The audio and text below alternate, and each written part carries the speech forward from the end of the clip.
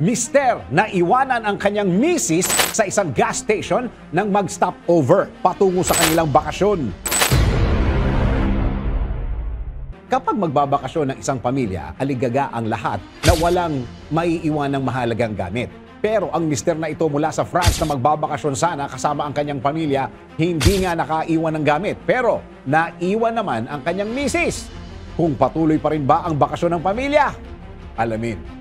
Nagmamaneho ang 72 anyos na mister kasama ang kanyang misis at ang kanilang 22 anyos na anak mula sa Paris, France patungo sa Morocco para sana magbakasyon. Dahil nasa kalagitnaan ng long drive ang pamilya, hindi maiiwasan na kakailanganin nilang mag-stop over para magpahinga, kumain at higit sa lahat, magbanyo.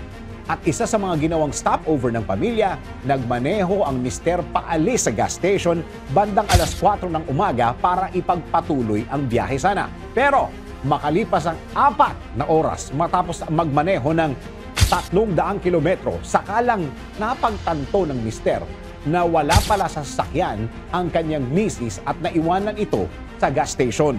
Ayon sa mga otoridad, bandang alas 8 ng umaga nang makatanggap sila ng tawag mula sa mister na nanghihingi ng tulong na hanapin ang kanyang asawa.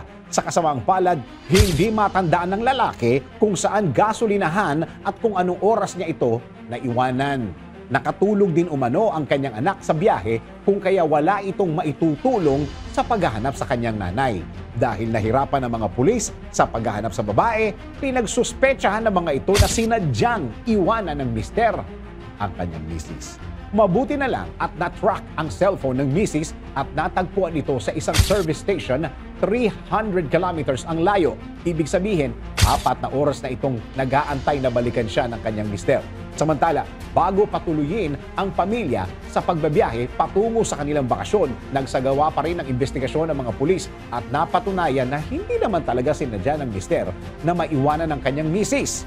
Sa mga makakalimutin na mister dyan, makakalimutan mo na ang lahat.